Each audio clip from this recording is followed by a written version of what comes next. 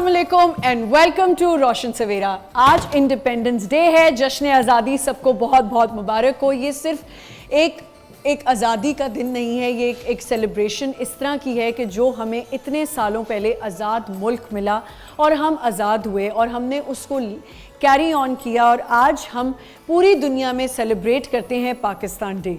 Pakistan day जब celebrate हो रहा होता है तो एक अलग सा जज्बा होता है, एक आपकी मिट्टी की खुशबू, आप सोचते हैं कि आप कहीं भी दुनिया में हैं, लेकिन वो पाकिस्तान का वो जो डे आता है 14 अगस्त, आप कहीं पे भी देखें लोग सड़कों पे निकलते हैं, सेलिब्रेट करते हैं। लेकिन ये एक ज़िम्मेदारी भी है, एक एहसास तो है कि हम आज़ाद हुए, लेकिन ये एक ज़िम्मेदारी भी है हर इंडिविजुअल की, हर सिटीज़न की, कि हम अपने मुल्क को कैसे रिप्रेजेंट कर रहे हैं। पूरी दुनिया में जब हम ट्रैवल करते हैं तो हम पाकिस्तान का नाम ले के साथ जा रहे होते हैं, तो हमारी ऊपर एक बहुत बड़ी रिस्पॉन्सिबिलिटी है कि हमने अपने आप को कैसे प्रेजेंट करना है। उसके अलावा हमारे क्रिकेटर्स, हमारे स्पोर्ट्समैन, हमारे डिबेटर्स, हमारे मार्शल आर्ट्स के लोग, कितने ऐसे लोग हैं जो हॉकी प्लेयर्स, हमारे आप देखें अरशद नदीम साहब कैसे जाके गोल्ड मेडल लिया, वहाँ जाके लोगों को ओलंपिक्स में हराया। तो ये नाम जो हैं ये अपने ओन पे चीज़ें कर रहे होते हैं और पाकिस्तान का नाम रोशन कर रहे होते हैं। और उसके साथ साथ हम ये ना भूलें कि आज जो हम आज़ादी से यहाँ पे मौजूद हैं, आराम से सोते हैं, हमें कोई फ़िक्र नहीं होती, वो सिर्फ हमारी आर्म फोर्सेस की वजह से है। तो मेरा सबसे पहले तो मैं उनको थैंक्स करना चाहती हूँ कि हम यहाँ पे इतने जो खुशबाश बैठे होते हैं वो हमारे लिए सरहदों पे होते हैं और हमारी हिफाजत कर रहे होते हैं। उनकी माँओं को मैं सलाम पेश करती हूँ कि किस तरह वो अपने बच्चों को दिल जिगरा बड़ा करके सरहदों पे भेजती हैं ताकि हम आराम से सो सकें। तो हम सबको चाहिए कि हम उनकी इज़्ज़त करें, उनके लिए दुआएं करें, हर वक्त उनके लिए दुआएं करें, क्योंकि वो हमारे मुल्क की हिफाजत करें। उसके साथ साथ एक और मेरा मैसेज है, हमारे छोटे बच्चे जितने भी खुशी से जाके झंडे ख़रीदते हैं और झंडियाँ लगाते हैं, ज़रूर लगाएं। अपने मुल्क के लिए आप सेलिब्रेट कर रहे होते हैं अपने मुल्क को, इंडिपेंडेंस डे को, लेकिन कोशिश करें कि जब भी वो झंडियाँ लगाएं या फिर आप फ्लैग्स लेके आते हैं उसकी इज़्ज़त करें, एहतराम करें, क्योंकि ये एक सिर्फ वो नहीं कि आपने एक दिन सेलिब्रेट किया और उसको फिर आपने ज़मीन पे जो है पैर कुचल के कोई जा रहा है, कोई झंडियों की इज़्ज़त नहीं करा, ये ना करें। अगर आपने पाकिस्तान का फ़्लैग एक आपका वक़ार है, एक इज़्ज़त है और एक हमारा गरूर है पाकिस्तान, तो उस गरूर को ऐसे ना तोड़ें। उसके अलावा माइनॉरिटीज़, क्योंकि हमारे झंडे में भी उनको जगह दी गई है, तो अपनी माइनॉरिटीज़ का भी ख्याल रखें। हम अपने माइनॉरिटीज़ को भूल जाते हैं, उनको बिल्कुल ना भूलें, वो हमारे साथ साथ हैं। हमारी जश्न आज़ादी में, हमारी ईद त्यौहार में, हर जगह हमारे साथ हैं, तो वो भी हमारे मुल्क का हिस्सा हैं, उनको भी याद रखें। यहाँ पे हम एक छोटा सा ब्रेक लेंगे। जश्न आज़ादी सबको बहुत बहुत मुबारक हो। Short break, will be right back. Pakistan जिंदाबाद।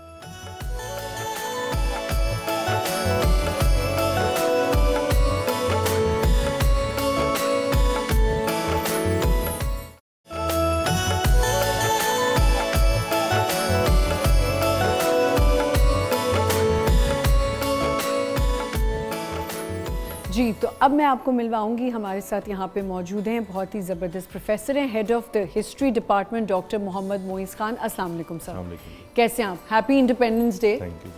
अब सर सबसे पहले तो मुझे ये बताइए कि हमारे सुनने वालों के लिए ज़ाहिर है एवरी ईयर वी सेलिब्रेट 14 अगस्त, लेकिन जब लगता है नई दफ़ा बात हो रही है, तो पाकिस्तान का जो आइडिया था कि हमने इंडिया से हटना है, हमने एक इंडिपेंडेंट मुल्क हमें चाहिए, ये आइडिया सबसे पहले पेश किसने किया था? देखें जी, 1906 में मुस्लिम लीग बनती है और मुस्लिम लीग के बनने के बाद से फ़ौरन ये ख्याल नहीं है कि जी हमें अपना मुल्क बनाना है जी। जो सारी बात थी वो ये थी कि एक जो सियासी और समाजी हकीकत थी वो ये था कि हिंदुस्तान के अंदर सबसे बड़ी जो आबादी है वो है हिंदुओं की, और सेकंड नंबर पे जो लार्जेस्ट आबादी है या लार्जेस्ट माइनॉरिटी है वो है मुसलमानों का जो 1906 में रेशो है तकरीबन, वो आबादी का 23 to 24% of the total population of सब कॉन्टिनेंट एट द टाइम।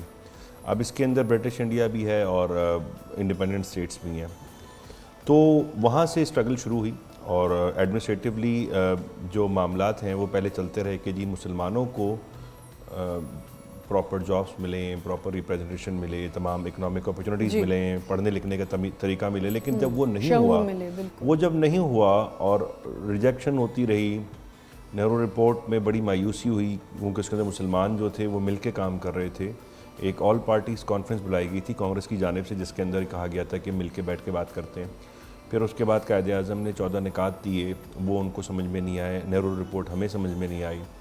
फिर इलाहाबाद एड्रेस है, इलाहाबाद एड्रेस के अंदर अल्लामा इकबाल ने बड़ा क्लियरली बोला कि जी ये जो वेस्ट के 4 सूबे हैं उनको हमें एक बहुत बड़ा एक कंबाइंड सूबा बना देना चाहिए ताकि मुसलमान उसके अंदर मेजॉरिटी हो और मुकम्मल अक्सरियत तो 80% से अब, और वहाँ से बैठ के चला जाए।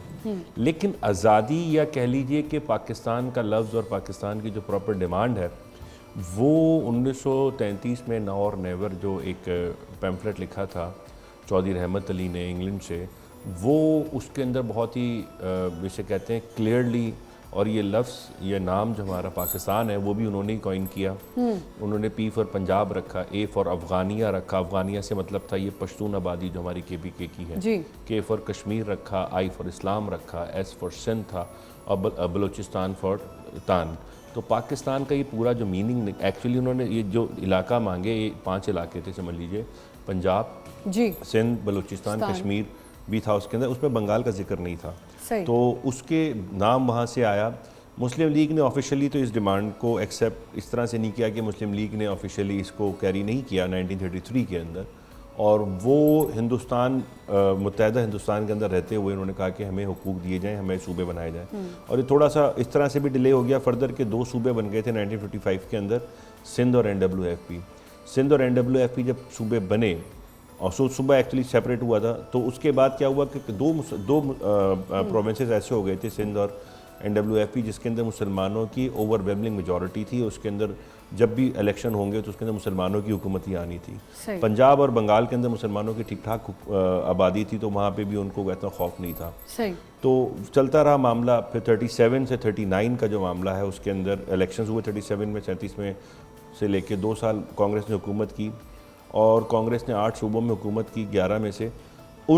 उस वक्त जो कांग्रेस का जो रवैया था मुसलमानों के साथ, उस रवैये ने तमाम हिंदुस्तान के मुसलमानों को इंक्लूडिंग मुस्लिम लीग की लीडरशिप को इस बात पे किसे कहते हैं कि पक्का कर दिया, पुख्ता कर दिया उनको यकीन कि अब हम इनके साथ रह नहीं सकते, क्योंकि हमारे साथ बहुत ज़्यादा ज़्यादती हो रही है इस नाम के ऊपर कि वो मेजॉरिटी और माइनॉरिटी हैं।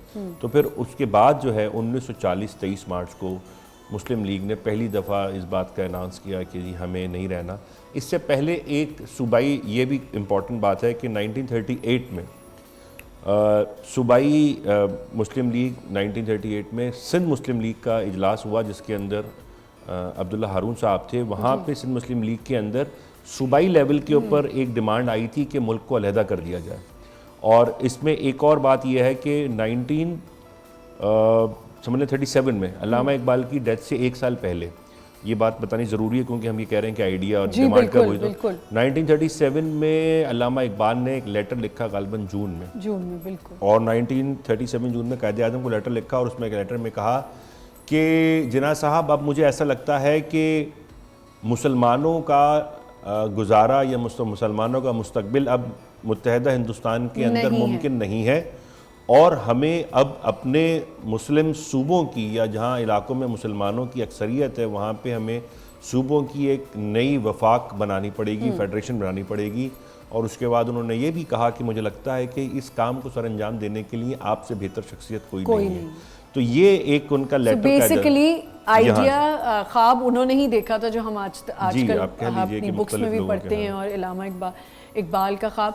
और लेकिन इसको एग्जीक्यूट जो है वो मोहम्मद अली जिन्ना ने किया। अच्छा सर, उस टाइम पे सब पता तो है मुश्किलें बहुत हैं, लेकिन मेजर जो प्रॉब्लम्स थी वो क्या थी? देखिए, मुख्तलिफ अगर आप मेजर प्रॉब्लम देखें तो पहली बात तो ये थी कि सियासी तौर पे देखा जाए तो कांग्रेस के अंदर भी बहुत सारे मुसलमान थे और मुसलमान रहनुमा थे। 1937 के बाद से 39-38 के बाद से 40-41 उस वक़्त जो प्रेसिडेंट है कांग्रेस पार्टी के वो हैं अब मौलाना अबुल कलाम आज़ाद। मुस्लिम लीग ये बात कह रही है 1940 में कि जी मुसलमानों का रिहाइश और मुसलमानों का मुस्तकबिल, मुसलमानों का मजहबी आज़ादी, माशी आज़ादी, समाजी आज़ादी मुमकिन नहीं है कांग्रेस के होते हुए, क्योंकि वो मुसलमानों के खिलाफ काम करती हैं। और उस जमाने में इत्तेफाक ये है कि प्रेसिडेंट जो है कांग्रेस का वो मुसलमान है। तो कांग्रेस कहती थी भाई अगर मुसलमानों के खिलाफ है तो ये कांग्रेस का प्रेसिडेंट कैसे मुसलमान है। सही। तो वो उनकी एक अपनी सोच थी। तो पहला तो विद इन कम्युनिटी एक चैलेंज आ गया ना। फिर ये था कि 1937 के अंदर इलेक्शंस के अंदर मुस्लिम लीग को बहुत ज़्यादा कोई ओवरवेलमिंग मेजॉरिटी नहीं मिली थी, और जिन सूबों के अंदर पाकिस्तान बना वहाँ पे तो ये एक बहुत बड़ा चैलेंज था कि जहाँ मुसलमान अक्सरियत में वहाँ मुस्लिम लीग जो है ये आइडिया पॉपुलराइज कराए कि जी आप हमारे साथ हों और दो कौमी नज़रिए के ऊपर आके खड़े हों। फिर आगे जाके हमने देखा कि अंग्रेज़ जो थे वो कोशिश कर रहे थे किसी तरीके का कॉम्प्रोमाइज़ हो जाए और मुल्क के दो टुकड़े ना हों, तो उनकी तरफ से बड़ा प्रेशर था जी। और सबसे इम्पोर्टेंट बात क्या यही सर वजह थी कि पहली कॉन्स्टिट्यूशन बनने में देर हो गई, देर से बनी? नहीं, ये कॉन्स्टिट्यूशन बनना तो पाकिस्तान आज़ाद होने के बाद की बात है। आपको जो पहला सवाल है वो ये कि पाकिस्तान बनने में क्या दुश्वारी आई। तो पाकिस्तान बनने में जो दुश्वारी आई, हाँ इसका एक कनेक्शन है एग्जैक्टली, क्योंकि हम प्लानिंग हमने इतनी अहेड नहीं की हुई थी कि अगर हम आज़ाद हो ही जाते हैं, अलग मुल्क हमारा बन ही जाता है तो उसका आइन क्या होगा, उसके अंदर तरीक़ेकार ये इससे लिंक्ड है।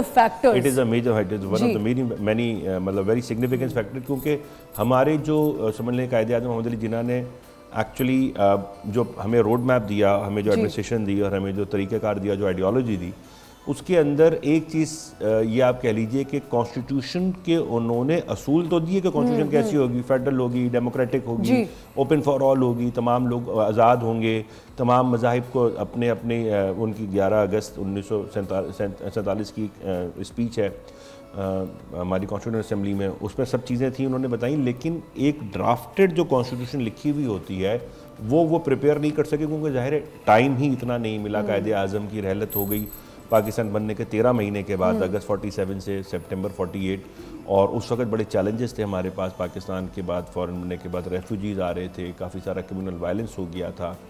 रेडक्लिफ अवार्ड की जो अनाउंसमेंट हुई थी पाकिस्तान बनने के बाद, एक्चुअली हम ये बात भूल जाते हैं कि रेडक्लिफ अवार्ड जिसमें पंजाब और बंगाल के जो क्या नाम है, ख़ास करके पंजाब की अगर बात करें तो जो पार्टीशन हुआ है वो लाइन हमारे दोनों के दरमियान में आज़ादी के बाद हुई है। जी सर। 16 अगस्त को उसकी अनाउंसमेंट हुई है, तो बहुत सारे लोगों को पता ही नहीं था कि वो पाकिस्तान में नहीं रहेगा। सही। वो समझ रहे थे कि हम पाकिस्तान का हिस्सा हैं। आज़ादी के अगले दिन उनको पता चलता है कि जी वो पाकिस्तान का हिस्सा नहीं है, तो वो पाकिस्तान की तरफ माइग्रेट, एक बड़ा मामला हुआ जिसकी ऐसे ही प्रॉब्लम्स क्रिएट। तो पाकिस्तान तो चले अल्हम्दुलिल्लाह हमें मिल गया, आज हम 78th बर्थडे भी पाकिस्तान की मना रहे हैं, लेकिन अब पाकिस्तान के जो हालात होते जा रहे हैं, हम हर साल सोचते हैं शायद हम अपने मुल्क के लिए कुछ बेहतर होते जाएंगे। सर आप कहाँ देख रहे हैं कि अब ये जो बेहतरी है ये होनी भी है, या इकोनॉमिकली भी, या इन अ क्रंच हर चीज़ में?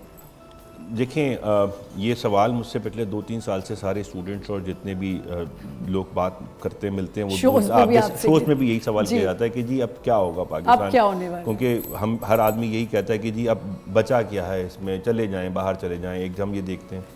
तो कहने का मकसद ये होता है कि हम हिस्ट्री को अगर देखें तो हिस्ट्री के मुख्तलिफ पहलू हैं और हिस्ट्री रिपीट्स इटसेल्फ है। हिस्ट्री के अंदर एक स्पायरल भी है और बहुत सारी वेव थ्योरीज़ हैं। तो हम देखते हैं कि बहुत सारी अक़वाम की ज़िंदगियों में इस तरह की चीज़ें आती हैं, इस तरह की चैलेंजेस आते हैं। जब हमें लग रहा होता है हिस्टोरियंस हैं या पॉलिटिकल साइंटिस्ट हैं या सोशियोलॉजिस्ट हैं या इकोनॉमिस्ट हैं और फिलोसोफर्स हैं और पॉलिटिशियंस हैं, थिंकर्स हैं, वो उनको लग रहा होता है कि आगे कोई रास्ता नहीं है। और वहाँ पे ऐसी एक चीज़ हो जाती है, कोई ऐसा एलिमेंट हो जाता है या कोई ऐसी हैपनिंग हो जाती है जो पूरी दुनिया पूरी उस वक्त की उसको ठीक कर देती है और आप आगे ठीक हो जाते हैं। मैं आपको छोटी सी मिसाल दे देता हूँ। हम अमेरिका की बात करते हैं, अमेरिका इज़ अ बहुत मतलब it's a great power today, लेकिन 1776 के अंदर वो अपनी आज़ादी की जद्दोजहद शुरू करते हैं, 81 में आज़ाद हो जाते हैं, इंग्लैंड चला जाता है, और उसके बाद उसके 70 साल के बाद 60 साल के बाद वो अमेरिका आपस में सिविल वॉर लड़ रहा है, जिसके अंदर कत्ल गारत करता है, बुरी तरीके से आपस में लड़ रहा है जी। सबसे बुरी वॉर जो उनकी हुई है सिविल वॉर हुई है, और उसके बाद फिर उन्होंने तरक्की करनी शुरू की, उसमें बड़े चैलेंजेस थे। तो कहने का मकसद ये है कि हम ये अब हमें बने हुए 78 साल हुए, 77 साल हुए, तो इसमें हमें चैलेंजेस हैं और ये कौमों की ज़िंदगियों में ये आता है। फ्रेंच रेवोल्यूशन की अगर आप बात करें, फ्रेंच रेवोल्यूशन के बाद रेवोल्यूशन हो तो गई, ये तो हमने सब कहते हैं कि जी फ्रेंच रेवोल्यूशन बड़ी ग्लोरियस थी, उन्होंने बादशाह को ख़त्म कर दिया, लेकिन बादशाह ख़त्म होने के बाद उनको निज़ाम बनाने में 150 साल लग गए। ये इसी से मैं कनेक्ट करूँगी कि हमारे यहाँ जब भी बच्चे पढ़ते हैं, इवन हम लोग भी यही सोचते हैं कि हमारे बच्चे पढ़ के बाहर ही कहीं जाएँ, यहाँ हमारा वो फ्यूचर नहीं है, क्यों? आप क्या कहना चाहेंगे इसके बारे में? हमारी जो अपॉर्चुनिटीज़ हैं, हमें जो टैक्सेस मिल रहे हैं उसके हिसाब से हमारे पास इंफ्रास्ट्रक्चर डेवलप नहीं हो रहा, ये बहुत सारी चीज़ें बच्चे ऐसे बहुत बताते हैं। तो अब ये सोचने की ज़रूरत है मुझे और आपकी जनरेशन को, या हमारे सीनियर जनरेशन जो अभी यहाँ पे है, या हमारे जो फॉरेन नेक्स्ट जनरेशन जो कि थोड़ी सी आगे आ चुकी है बच्चों के लिए देखा जाए, कि जो बच्चे अभी प्रोफेशनल लाइफ में नहीं आए, हम उनको किस तरह का माहौल दे रहे हैं, हम पाकिस्तान को किस तरह से बना रहे हैं, अपने कंट्रीब्यूशन से हम यहाँ पे क्या चीज़ें कर रहे हैं जिससे उनके लिए आसानियाँ पैदा हों। क्योंकि खूबसूरत मुल्क है हमारा, और जितनी आसानियाँ हमें इधर हैं दूसरे मुल्क नहीं, आप ये देखें कि पाकिस्तान दुनिया की 5वीं सबसे बड़ी आबादी है। जी जी। और पाकिस्तान के अंदर अगर हम नेचुरल रिसोर्सेज की बात करें तो Pakistan is very rich in natural resources. Pakistan के अंदर सारे क्लाइमेट्स हैं, पाकिस्तान के अंदर सारे टोपोग्राफिकल फीचर्स हैं, या समंदर भी है तो दरिया भी है तो पहाड़ भी है तो प्लेट्यू भी है तो बर्फानी चोटियाँ भी हैं तो डेजर्ट भी है। बिल्कुल ऐसी ज्योग्राफी। अब फिर उसके अलावा हमारे पास एक इतनी one of the richest historical archaeological sites हमारे पास है। हमारे मोहनजोदड़ो है, हमारे मतलब इंडस वैली सिविलाइजेशन है, हमारे पास गंधारा सिविलाइजेशन के ट्रेसेस हैं, हमारे पास अशोका और दूसरे जो पुराने हिंदू वो थे सिविलाइजेशंस थी उनकी हमारे पास रेमिसेंसेस हैं, हमारे पास बुद्धिज़्म की इतनी बड़ी बड़ी यहाँ पे अपॉर्चुनिटीज़ हैं। और उसको अपॉर्चुनिटीज़ इस तरह से कह रहा हूँ, मैं कनेक्ट कर दूँ कि ये हमारे पास दुनिया के अपनी तरफ खींचने के लिए टूरिज्म की इतनी बड़ी टूरिज्म के, मैं भी यही कहना चाहती थी कि हम टूरिज्म को इतना बेहतर कर दें कि हमारे पाकिस्तान का अभी भी आते हैं लोग, ऐसा नहीं है, बिल्कुल आते हैं। इवन इतनी कैटास्ट्रोफीज इतना कुछ हुआ है लेकिन फिर भी दे ऑप्ट कि हमने पाकिस्तान जाके टूर करना है, पाकिस्तान टूर पे जाना है। इतने फॉरेनर्स हैं जो आते हैं, हुंजा वैली आते हैं, कहाँ आते हैं, लेकिन अब जो होता जा रहा है कुछ रीसेंट टाइम्स में जो हुआ है, अब वैसे अभी तो प्रॉमिसिंग है कंपैरेटिवली रिसेंट से बना देगा। अगर आप 10 साल की बात करें तो 10 साल के मुकाबले में पिछले 2-3 साल के अंदर जो दुनिया के लेकिन वो बहुत तेजी से बहुत तेजी से हमारे यहाँ व्लॉगर्स आ रहे हैं, और हम लोग फॉलो करते हैं, आप भी करती होंगी, देखने वाले भी हमारे फॉलो करते हैं। बहुत सारे जो वेस्टर्न व्लॉगर्स हैं, ट्रैवल व्लॉगर्स हैं, फूड व्लॉगर्स हैं, वो पाकिस्तान में आ रहे हैं और पाकिस्तान के बारे में 2-3 चीज़ें जो कॉमनली सब कह रहे हैं कि number 1 it is a very beautiful country जी। नंबर 2 वो ये कह रहे हैं कि यहाँ पे लोगों का जो रवैया है इतना अच्छा है।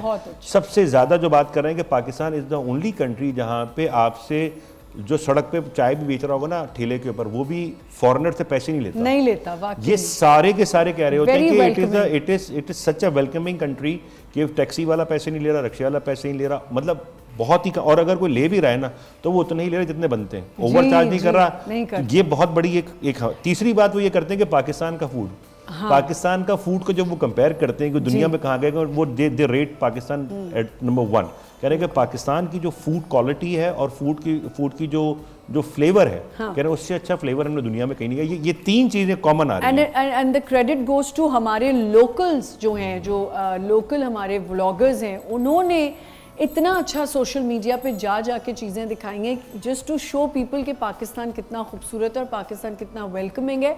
बस थोड़ी बहुत चीज़ें वो ठीक हो जाएं तो आई थिंक हमारा टूरिज़्म बहुत अच्छा होता जाएगा। पाकिस्तान की लोगों में जज्बा जो है वो इसी तरह हम कर सकते हैं। आपके स्टूडेंट्स का कैसे जज्बा ऊपर होता है? देखिए हमारे स्टूडेंट, मैं मुख्तलिफ जगहों पे पढ़ाता हूँ, इंटरेक्शन रहता है, अभी भी हमारे स्टूडेंट्स जो हैं वो बहुत ही एनर्जेटिक हैं। वो अलग बात है कि हमारे स्टूडेंट्स के साथ बड़े चैलेंजेस हैं, फाइनेंशियल चैलेंजेस हैं, लेकिन बिलीव मी गांव देहातों से भी बच्चे आते हैं, शहरों से भी बच्चे आते हैं, बड़े बड़े शहरों से बच्चे भी आते हैं, और इतनी खूबसूरत यहाँ पे इन्वायरमेंट है। मैं आपको बताऊँ, पाकिस्तान की यूनिवर्सिटीज़ के अंदर जो सबसे खूबसूरत बात है ना, जो नोट नहीं करते हम, वो ये, और इवन स्कूल्स एंड कॉलेजेस के अंदर भी, कि हमारे यहाँ तबकाती निज़ाम का उतना असर नहीं है। आप हमारे यहाँ मतलब एक अमीर तरीन घर का भी बच्चा इस क्लास में बैठा हुआ होगा और एक गरीब तरीन बिल्कुल का बच्चा भी बैठा होगा, और खूबसूरत बात यह है इस कौम की कि वो जो अमीर तरीन बच्चा है वो उसको बुरा नहीं कह रहा होता, क्योंकि हम ये देखते हैं, मैं पब्लिक सेक्टर यूनिवर्सिटी के अंदर हूँ, वो बच्चे के जो बेचारे फंडिंग लेके या स्कॉलरशिप पे पढ़े होते हैं, वो और वो जो डिफेंस और क्लिफ्टन में अपनी गाड़ी से बच्चे आते हैं, वो दोनों मिलके कैंटीन में बैठ के खाना खा रहे होंगे, वो नोट शेयर कर रहे होंगे। It's a very beautiful society in this सम के एक्सेप्टेबिलिटी है हमारी एक दूसरे के लिए, और खास करके स्टूडेंट्स में तो है। जब आपने स्टूडेंट्स की बात की, तो यही हमारा फ्यूचर है, और ये सब मिलके अगर चलेंगे तो जाहिर है बेहतर होगा। Thank you so much sir, बहुत बहुत शुक्रिया। आप आखिरी में कोई मैसेज देना चाहें पाकिस्तान के हवाले से इंडिपेंडेंस डे? मैसेज तो यही है कि पाकिस्तान जो है हमारे सारे चैलेंजेस के बारे में, चैलेंजेस के बावजूद भी हमारा मुल्क है, हमारी पहचान है और हमेशा अपने वालिदैन के बाद और मजहबी हवाले से अपने खालिक के बाद जो हमारी अटैचमेंट होती है हमारी धरती से ही बिल्कुल होती है। बिल्कुल। और अगर ना हो तो अजीब सी शक व शुबे की बात है कि क्यों नहीं है, होनी चाहिए। और जितने हमारे लिए माँ बाप मोहतरम हैं उतनी हमारी उसके बाद हमारी ज़मीन मोहब्बत है। जितनी हम ख्याल रखते हैं अपने माँ बाप का, अपनी फैमिली का, उससे ज़्यादा ख्याल, उतना ही ख्याल हमें अपनी धरती का भी करना चाहिए, क्योंकि हमें जाना भी इसी में। सही, बिल्कुल ठीक, बिल्कुल ठीक। Thank you so much. यहाँ पे एक छोटा सा ब्रेक लेंगे, हमारे साथ और गेस्ट भी होंगे। Happy independence day to everyone. Will be right back.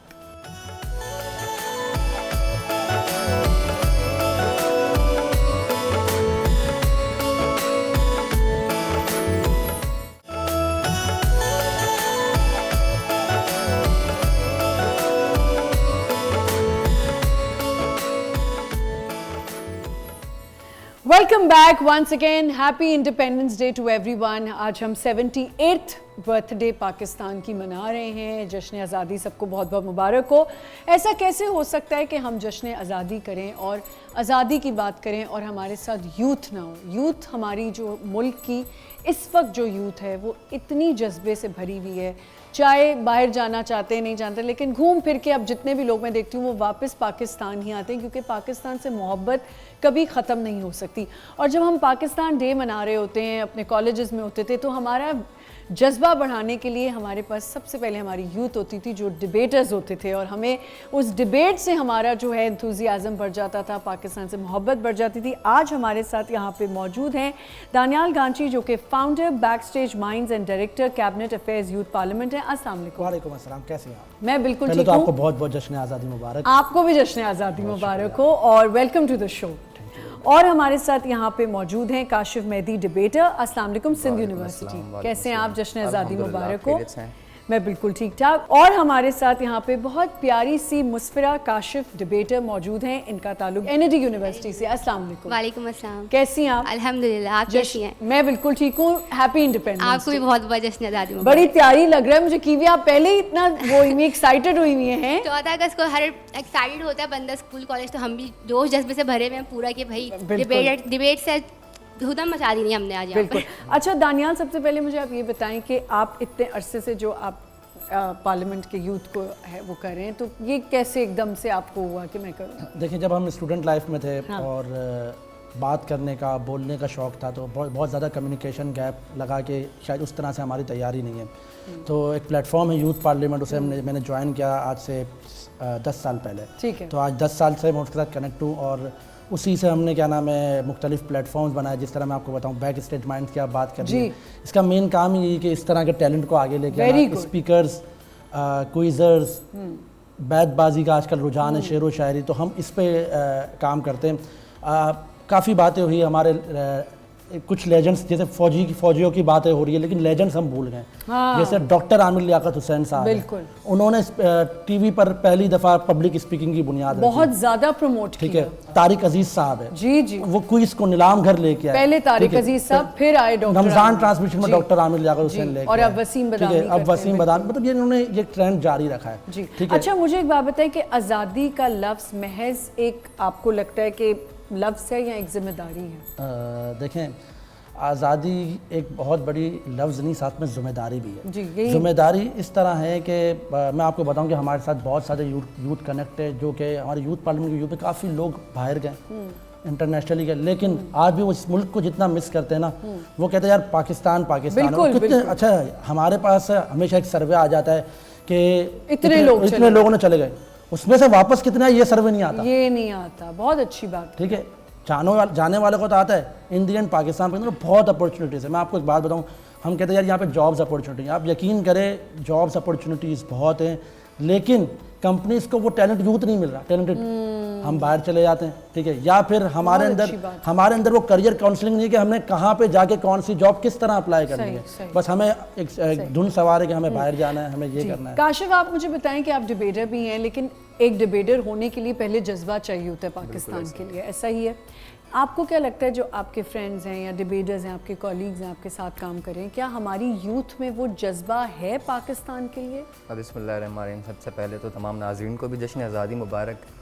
अच्छा, स्पीकिंग या डिबेट करना, ये सिर्फ अपने टैलेंट को निखारना, सिर्फ इस हद तक हमें नहीं रखना चाहिए। सही। हमारा जो मकसद होना चाहिए वो हमारा पैगाम, हमारा नज़रिया, हमारे ख़यालात वो आवाम तक पहुँचाना। स्पेशली जो हमारे अवामी मसाइल हैं, अपनी स्पीकिंग के थ्रू, डिबेट्स के थ्रू वो हम आवाम तक पहुँचाएँ, अच्छी अच्छी बातें उनमें शेयर करें। और फिर हमारे अंदर, नौजवानों के अंदर ये रुझान तभी बढ़ता है जब हम इसमें शौक़ लेते हैं। ज़ाहिर सी बात है, हर किसी को स्क्रीन पे आने का, बोलने का शौक़ होता है। और हम तो देखते हैं कि भाई स्पेशली इस किस्म के इवेंट्स, जश्न आज़ादी हो गई, योम दिफा हो गया, तो योम कश्मीर हो गया, या रमज़ान के अंदर जो भी रुझान है डिबेट्स का, तो काफ़ी बच्चों को स्पेस मिलता है और बच्चे इंस्पायर होते हैं, उन्हें मोटिवेशन मिलती है। अभी जैसे आमिर भाई का जिक्र हुआ, तो इस तरीके से बच्चों के अंदर इंटरेस्ट है और अल्हम्दुलिल्लाह। चले, ये तो डिबेट की एक बात होगी ना, लेकिन अपने एंड पे एज ए सिटीजन, यूथ, आपको लगता है अब ज़्यादा पाकिस्तान के लिए एग्जैक्टली क्योंकि जब हम इंटरनेशनली हालात देखते हैं तो आलमी तौर पे कितनी तब्दीलियाँ हमें नज़र आ रही हैं। मुख्तलिफ ममालिक के अंदर हम जंगी हालात देख रहे हैं, किसी मुल्क के अंदर हम देख रहे हैं कि खाना जंगी के हालात हैं। ऐसे हालात में हमारा पाकिस्तान, स्पेशल नौजवानों के हवाले से, क्योंकि हमारे पाकिस्तान में कोई 63% जो है वो यूथ एग्जिस्ट करती है, तो उसमें हम देखते हैं कि काफ़ी काबिल नौजवान हैं जो काबिलियत रखते हैं और मुख्तलिफ मकामात पे, मुख्तलिफ कॉम्पिटिशन्स में या दौरे जिद्दत की जितनी भी फील्ड्स हैं, सब में उन्होंने पाकिस्तान का नाम ऊपर रखा हुआ है। हम खेलों की बात करें, टेक्नोलॉजी की बात करें, किसी भी सेक्टर में जाएं, मीडिया की बात करें, हर जगह पर नौजवान छाए हुए हैं, और अगर नहीं भी छाए हुए तो डेवलपमेंट के मराहिल में हैं। मुसव्वरा, आप मुझे बताएं कि आप पाकिस्तान से कनेक्टेड रहने के लिए या पाकिस्तान के लिए अपना प्यार दिखाने के लिए एक नॉर्मल सिटीजन क्या कर सकता है? मेरा ख्याल से तो हम गवर्नमेंट को ब्लेम करते हैं कि हमारा मुल्क साफ़ नहीं रहता। बेशक। हम जो है, हमारा मुल्क जो है, हमारा बहुत ग्लोबल वार्मिंग हो रही है, क्लाइमेट चेंज हो रहा है, तो मतलब इसका हम कहीं ना कहीं तो हम आवाम भी जिम्मेदार है ना। अगर जैसे गवर्नमेंट हमारे पास डस्टबिन रखे हुए, फिर भी आवाम हमारी गली के कोने पे ही जाके कचरा फेंकती है, तो हम खुद भी जिम्मेदार हैं। एक और इसमें करेक्ट कर देती हूँ, जो प्लॉट्स में भी बड़े बड़े ड्रम्स पड़े ना, उसमें भी नहीं डालती आवाम, साइड पे रख के चली ऐसा ही है। तो अगर इंडिविजुअली हर बंदा अपने आप पर काम करे तो हमारा मुल्क भी यकीनन इंशाल्लाह बेहतर हो सकता है। तो हम पूरा ब्लेम गवर्नमेंट को नहीं कर सकते। एज अ सिटीजन भी हम दरख्त लगाएं, जैसे आजकल चल रही है, बहुत प्लांटेशन ड्राइव चल रही है, बिल्कुल। तो झंडे भी लहराएं, लेकिन साथ साथ दरख्त भी लगाएं, ताकि हमारा जो है ये ग्लोबल वार्मिंग वाला जो टेम्परेचर, बिल्कुल। और मुझे ऐसा लगता है कि देखें, प्लीज़ एक रिक्वेस्ट है, झंडे से बात याद आई और मैं सामने झंडे देख भी रही हूँ। मैंने एक बड़ी प्यारी सी वीडियो देखी उस दिन कि एक बंदे ने झंडा गिराया हुआ था, झंडी पड़ी थी और लोग गुजर रहे थे और कोई नोट नहीं करा था, लेकिन उनमें से कुछ 2 लोग रुके और उस झंडे को उठाया और ऊपर रखा। मेरा सिर्फ कहने का मकसद ये कि हम बच्चों की खुशियों के लिए घर सजाते हैं, झंडियाँ लेके आते हैं, खुदा के वास्ते उन झंडों की, सिर्फ झंडे की हद तक नहीं है, वो फ्लैग हमारी इज़्ज़त है, तो उस फ्लैग की इज़्ज़त करें। ये नहीं कि वो पैरों पे जा रहे हैं, बच्चे उसको जहाज़ बना के उड़ा रहे हैं, ये ना करें। आप कम ले लें, कम झंडियाँ ले लें, अपने घर में लगाएं, फिर उसको बेशक पानी में बहा दें, ऐसे कर दें, एटलीस्ट सड़कों पे ना उनको फेंकें। अच्छा जी, अब डिबेट्स का क्योंकि हमने बात कर ही दी है। अच्छा, मैं आपके प्लेटफॉर्म से एक अपील भी करना चाहूँगा। देखिए, ये नौजवान है जिस तरह के, ठीक है, अब ये एक्टिविटीज़ कम होती जा रही है, ठीक है। मैं चाहूँगा कि जो बड़े बड़े इदारे हैं वो इन एक्टिविटीज़ को बहाल रखें। जिस तरह मैं आपको बताऊँ कि अभी मैंने बात करी डॉक्टर आमिर लियाकत हुसैन की, तारिक अजीज़ की, इनको ट्रिब्यूट पेश करने के लिए मेरी जो टीम एक पूरा इवेंट करवा रही है, मैं उसमें भी आपको इनवाइट करूँगा। 27 अगस्त को हम करवाने जा रहे हैं, सलीम हबीब यूनिवर्सिटी में ये इवेंट हो रहा है हमारा।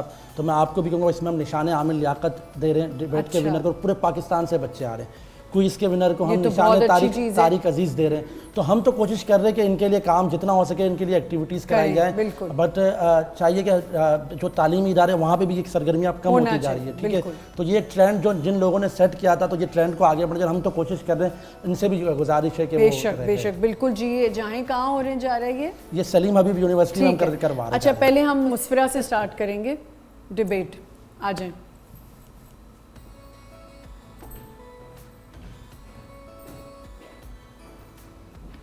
मुस्फिरा, आपके डिबेट का उन्वान क्या है आज? मेरा डिबेट का उन्वान है कि हमारा प्यारा पाकिस्तान। वेरी गुड, चलें स्टार्ट करें। 1947 से पहले ये सरज़मीन खून से भीगी हुई थी, ये फ़िज़ाएँ रंजो गम से भरपूर थी, मुसलमान पैरों में ग़ुलामी की जंजीरें, हाथों में मजलूमियत की हथकड़ियाँ और गर्दन में रस्ने जुल्म व ज़्यादती जबर व तशद्दुद पहने हिंदुस्तान की गलियों में पड़े हुए थे। हर घर में खौफ, चेहरों पर उदासी और हर ज़बान पर यही सवाल था कि आखिर आज़ादी कब मिलेगी। कि ऐसे में मशरिक़ में एक ऐसा सूरज तुलू हुआ जो दीन मोहम्मदी का सिपाही बनकर नारा तकबीर बुलंद करके हक़ व सदाकत की शमशीर लिए इस जुल्म की जंजीरों को काटने आया। और फिर 27 रमज़ान 14 अगस्त 1947 में उम्मत मुस्लिमा को पाकिस्तान का तोहफ़ा अता कर दिया गया। ये कोई ख्वाब नहीं, ये हकीकत है। ये हमारा प्यारा पाकिस्तान है, वो वतन जो खूने शहीदा से बना, वो मिट्टी के जिसकी खुशबू में कुर्बानी की दास्तान छुपी हुई है, वो सरजमीन के जहाँ ग़ुलामी से आज़ादी तक का सफ़र लहू से लिखा गया। 1947 का वो सूरज सिर्फ एक दिन नहीं बल्कि ऐसा चिराग है जो आज भी जलता चला आ रहा है कि जहाँ पर अरसलान कादिर जैसे हॉकी के नौजवान आलमी रंग में पाकिस्तान का नाम रोशन करते हैं, कि जहाँ अरफा करीम जैसी तालिबात आलमी मैदानों में गोल्ड मेडल जीतती हैं, कि जहाँ पर एक आम घर का बच्चा अरशद नदीम बनकर ओलंपिक्स में पाकिस्तान का परचम फ़ख्र से लहराता है, कि जहाँ पर अरसलान शाह जैसे नौजवान ई स्पोर्ट्स में दुनिया को मात देकर पाकिस्तान के सब्ज़ हिलाली को फ़ख्र से चूमते हैं। और कभी हम पाक फ़ौज बनकर अपने दुश्मन के सामने बुनियाद मरसूस यानी सीसा पिलाई हुई दीवार बनकर खड़े हो जाते हैं और इस वतन को दहशतगर्दी से पाक करके सीना तान के कहते हैं कि खूने जिगर देकर निखारेंगे रुखे बरगे गुलाब को, हमने इस गुलशन के तहफ़्फ़ुज़ की कसम खाई है। ये है इकबाल का ख्वाब, कायद की जद्दोजहद और लियाकत अली ख़ान की लगन, कि जहाँ मस्जिद में अजान होती है और चर्च में घंटी बजती है, कि जहाँ मंदिर में पूजा भी होती है और गुरुद्वारे में कीर्तन भी। ये है आज़ादी, ये है हमारा प्यारा पाकिस्तान। ये वो तोहफ़ा है जो आसानी से नहीं बल्कि कुर्बानी से मिला। ये वो खुशी है जो दिए से नहीं दिल जलाने से मिली।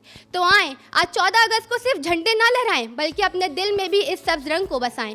सिर्फ नगमे और तराने ना गाएं बल्कि अपने अमल से भी इसको सच कर दिखाएं। क्योंकि ईंट से ईंट मिलती है तो इमारत बनती है, कतरा कतरा मिलता है तो समंदर बनता है। और अगर हर फर्द अपनी जिम्मेदारियों को पूरे तरीके से निभाएगा तो हम हर मुश्किल से बआसानी निकल सकते हैं। क्योंकि मुझे उम्मीद है कि जब अपना काफिला अज़्मो यकीन से निकलेगा, जहाँ से चाहेंगे रास्ता वहीं से निकलेगा। वतन की मिट्टी मुझे एड़ियाँ रगड़ने दे, मुझे यकीन है चश्मा यहीं से निकलेगा, मुझे यकीन है चश्मा यहीं से निकलेगा। वेरी नाइस, ज़बरदस्त। अच्छा जी, अब काशिफ,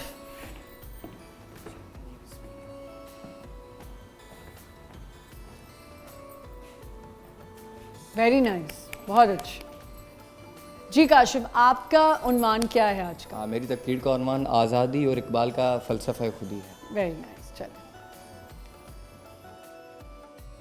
शाहराहों पे हाथों में गजरे लिए, गुनगुनाते हुए दौड़ते हुए गाड़ियों की तरफ, गुल फरोशों की जहनी सेहत ये बताती है कि वो फ़लसफ़े भीख से बेजार और फ़लसफ़े खुदी से आश्कार हैं।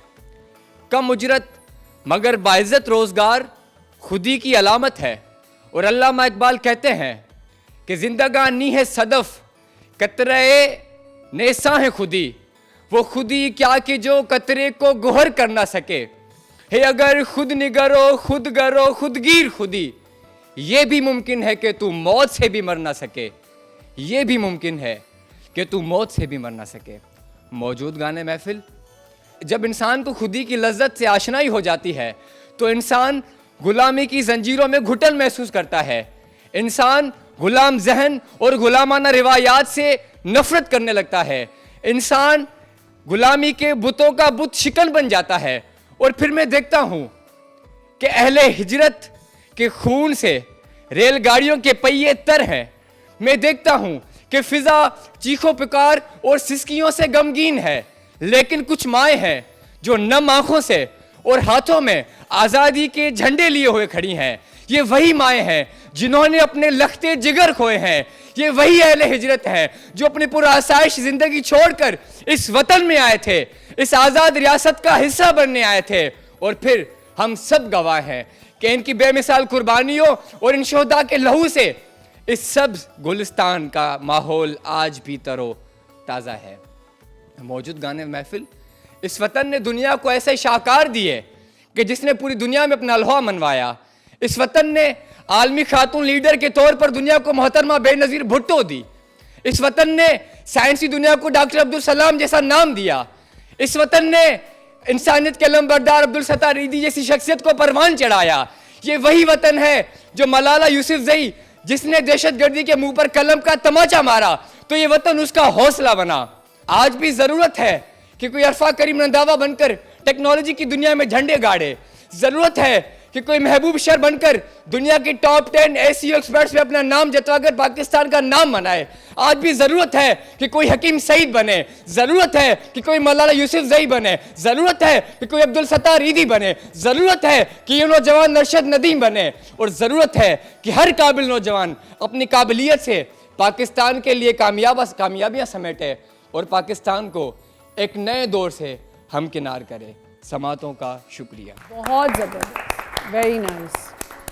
दोनों ने आपने बहुत ही ज़बरदस्त डिबेट की है और इतनी ये कैसे याद होती है। मुझे तो आज तक डिबेटर्स सोचती हूँ डिबेट याद कैसे करते हैं। अपने ख्यालात पुख्ता रखने ख्यालात, पड़ते हैं, बिल्कुल। बातें जहन में रखनी चाहिए। ऐसा साथ जज्बाती होते जब वतन के लिए आप हाँ, बात करते हैं। बिल्कुल बिल्कुल। अच्छा मुझे ये बताइए कि ये जितने भी आप यूथ को आप लोगों ने इस डिबेट के कॉम्पिटिशन्स कराते हैं डिबेट के लिए, लेकिन यूथ की और चीज़ें आप लोग क्या कर रहे हैं? देखें हम जैसे मैं बताऊँ यूथ पार्लियामेंट की बात करूँ, हमारी सिंध शेडो कैबिनेट है, फेडरल शेडो कैबिनेट है। हम एक ब्रिज बने हुए हैं, ठीक है, गवर्नमेंट के दरमियान एंड यूथ के दरमियान। हम उनको असेंबली लेके जाते हैं, उनके सेशंस अटेंड करवाते हैं, उन कानून साजी किस तरह होती है। हम फ्यूचर लीडर्स भी तैयार कर रहे हैं। ठीक है, मैं यही पूछ रही हूँ कि फ्यूचर लीडर्स के लिए फ्यूचर क्या लीडर्स तैयार कर रहे हैं। इसके अलावा देखें अगर आप जैसे मेरा इदारा है यूथ पार्लियामेंट या बैक स्टेज माइंड्स में आप आते हैं तो आपकी आप ज़िंदगी में कहीं भी हो आपकी कम्युनिकेशन स्किल्स जैसी हो, चाहे आप कॉर्पोरेट लाइफ में चले जाएँ, आप कहीं भी चले जाए, जैसे इनकी कम्युनिकेशन स्किल्स है। आपको पता है मुस्फिरा एक शो होस्ट करती हैं बच्चों का, किड्स का। अच्छा, यहीं से हमारे एक प्रोग्राम में आई थी, एक चैनल पे आई थी, उसके बाद उनको ये अपॉर्चुनिटी मिली। Very nice. तो इन बच्चों को अपॉर्चुनिटीज़ मिल रही है। काशिफ आज बड़े बड़े प्रोग्राम्स अटेंड करवाते हैं, डिबेट्स के, क्विज के। तो ये यहीं पे आए हैं, प्लेटफॉर्म तो अच्छा मिल गया ना। प्लेटफॉर्म मिलने के बाद ये यहीं से आगे बढ़ते हैं और काफ़ी चीज़ें करते हैं। और ऐसे अनगिनत नाम है जो बाद में न्यूज़ कास्टर बने, न्यूज़ एंकर बने, मुख्तलिफ चैनल्स में अपने काम कर रहे थे। हमने उनको प्लेटफॉर्म दिया। तीनों से मेरा सवाल है कि आप लोगों को लगता है कि सोशल मीडिया ने काफ़ी कनेक्ट कर दिया यूथ को? एग्जैक्टली, सोशल मीडिया बहुत इंगेजिंग है और उसके काफ़ी प्रोस भी हैं तो कॉन्सेस भी हैं अपनी जगह पे। और सोशल मीडिया ने यूथ के अंदर स्पेशली जो एक हुब्बुल वतनी का जज्बा था उसको बहुत जो है ना सरशार करने में सोशल मीडिया का बहुत किरदार है। क्योंकि हमारे यहाँ काफ़ी एक्टिविटीज़ ऐसी होती हैं, कभी कभार नीयत होती है खिदमत करने की, कभी कभार दिखाने की भी नियत होती है, लेकिन उससे कुछ अच्छा हो रहा कोई होता तो है, अच्छा ले उसको देख के कोई किसी को अच्छा काम करने की मोटिवेशन मिलती है। जैसे अभी जो जंग का माहौल चल रहा था तो हमारे सोशल मीडिया कमांडर्स ने पूरी सोशल मीडिया पे ऐसा हल्का माहौल बना के रखा हुआ था कि अगर कोई परेशान भी हो, कोई डरा हुआ भी हो, तो वो भी अपनी परेशानी भूल के हंसने लग जाए। हमारा सोशल मीडिया बहुत तहजीब के साथ कर रहा था जो भी कर रहा था। हम जंग जीते हैं सोशल मीडिया में भारत से। हमारे नौजवान भारत से सोशल मीडिया पे जंग जीते हैं। इलेक्ट्रॉनिक मीडिया में भी जंग जीते हैं। इलेक्ट्रॉनिक में अलग जीते हैं, सोशल मीडिया में अलग जीते हैं, हवाओं में अलग जीते हैं। हवाओं में अलग जीते तो बिल्कुल। बहुत बहुत शुक्रिया आप लोगों का, थैंक यू सो मच हमें ज्वाइन करने का। और यहाँ पे हम एक छोटा सा ब्रेक लेंगे, ब्रेक के बाद हमारे साथ और गेस्ट होंगे। हैप्पी इंडिपेंडेंस डे, जश्न आज़ादी सबको बहुत बहुत मुबारक हो। एक छोटा सा break, will be right back.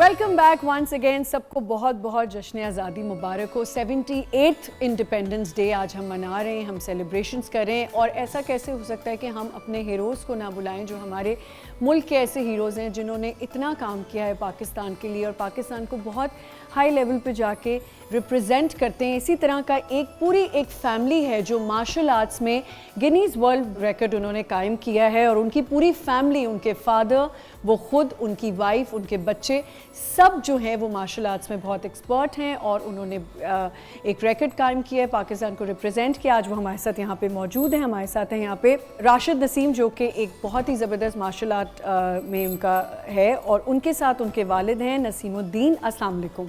वालेकुम सलाम। कैसे हैं आप लोग? जी, वेलकम टू द बहुत- शो। और ये भी बताती हुई चलूं कि इनकी पूरी फैमिली, वंस अगेन मैं बता रही हूँ, अब आप हमें एक्सप्लेन करें कि आपकी फैमिली में कौन कौन है जो ये कर रहा है। देखिए, सबसे पहले तो मेरे पास जो है वो पाकिस्तान की तारीख में जो है वो सबसे ज़्यादा गिनीज वर्ल्ड रिकॉर्ड होल्डर हैं, और अभी गिनीज वर्ल्ड रिकॉर्ड है जिसमें मेरे पास 135 गिनीज वर्ल्ड रिकॉर्ड है इंडिविजुअली तौर पे जो मैंने बनाए हैं। उसके साथ मेरे फादर हैं जो कि 2 वर्ल्ड रिकॉर्ड बना चुके हैं, और उसके अलावा मेरी बेटी जो है वो पाकिस्तान की तारीख में सबसे ज़्यादा गिनीज वर्ल्ड रिकॉर्ड बनाने वाली लड़की है, फीमेल एथलीट है। उसने 6 आलमी रिकॉर्ड जो है वो पाकिस्तान के लिए और बना आपका चुकी है। बेटा भी करता और फिर मेरा बेटा है माशाल्लाह से 6 साल का है, उसने जो है वो गिनीज वर्ल्ड रिकॉर्ड अभी अचीव किया है रिसेंटली।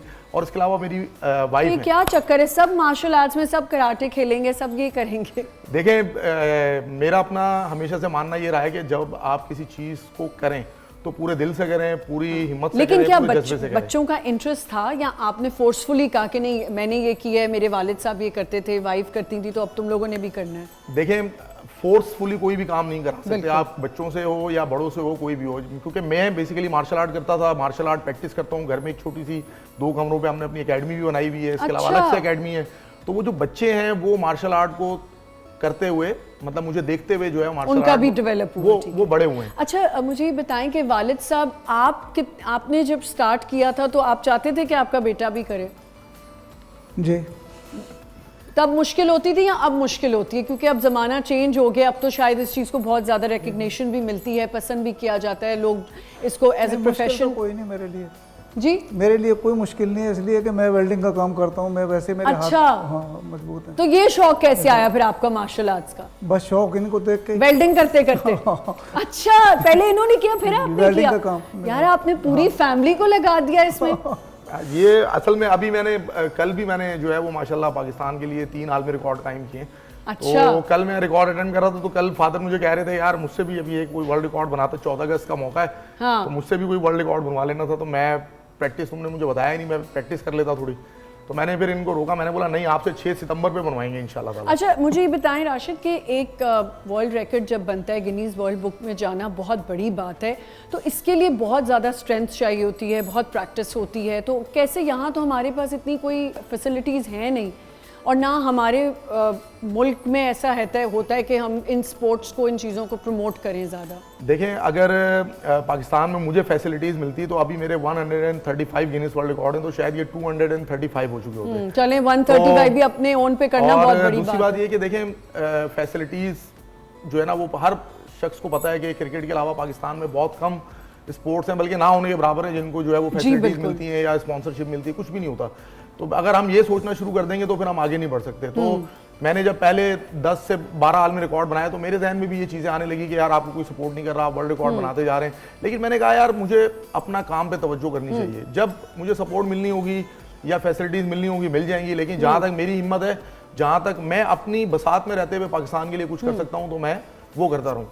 फिर अल्हम्दुलिल्लाह मैं पूरे वर्ल्ड के अंदर जो है इस वक्त वाहिद पाकिस्तानी हूँ जो कि इंटरनेशनल टीवी शोज में जाके पाकिस्तान के लिए वर्ल्ड रिकॉर्ड बना रहा हूँ। वो कैसा एक्सपीरियंस रहा आपका? बहुत ज़बरदस्त एक्सपीरियंस होता है, वहाँ पे जाते हैं, वहाँ पे बहुत ज़्यादा मोहब्बत मिलती है, बहुत ज़्यादा प्यार मिलता है। अभी मैंने रिसेंटली जो है स्पेन के अंदर जो है वो 2 शो मेरे ऑन एयर हुए हैं, उसके अलावा फिर मैंने रोमानिया में अभी टीवी शो किया है, उसके अलावा इटली में गया था, इटली के अंदर मैंने अभी टीवी शो किया है। तो इस साल मैं 4 टीवी शो कर चुका हूँ। इसके अलावा भी मैंने और इंटरनेशनल कॉम्पिटिशंस भी किए, इंटरनेशनल कॉम्पिटिशंस किए, इंटरनेशनल टैलेंट शोज को अल्हम्दुलिल्लाह मैंने विन किया है, पाकिस्तान को जाके रिप्रेजेंट किया है, पाकिस्तान का तो पाकिस्तान को रिप्रेजेंट किया। तो पाकिस्तान की लोगों ने आपके लिए क्या किया ये बताइए। पाकिस्तान में देखें, अप्रिसिएशन तो दी, चलें ठीक है, पसंद किया गया, आप शोज पे जाते हैं, लेकिन उसके अलावा गवर्नमेंट लेवल पे आपको देखिए क्या है? पाकिस्तान की जो पीपल है, पाकिस्तान की आवाम जो है ना वो बहुत रिस्पेक्ट देती है, लेकिन हमारा गिला हमेशा से रहता है जो स्पोर्ट्स को के इदारे हैं, जो है स्पोर्ट्स के इदारे हैं, स्पॉन्सरशिप के जो इदारे हैं, या फिर पाकिस्तानी गवर्नमेंट है। आपको हैरत होगी कि मैं पूरी दुनिया में सबसे ज्यादा आलमी रिकॉर्ड इस वक्त मेरे पास है, बिल्कुल, मार्शल आर्ट के अंदर, और पूरी फैमिली, और पूरी फैमिली है, पूरी दुनिया की वाहिद फैमिली है जिसके पास अलग अलग जो है वो गिनीज वर्ल्ड रिकॉर्ड होल्डर है। लेकिन आज तक मुझे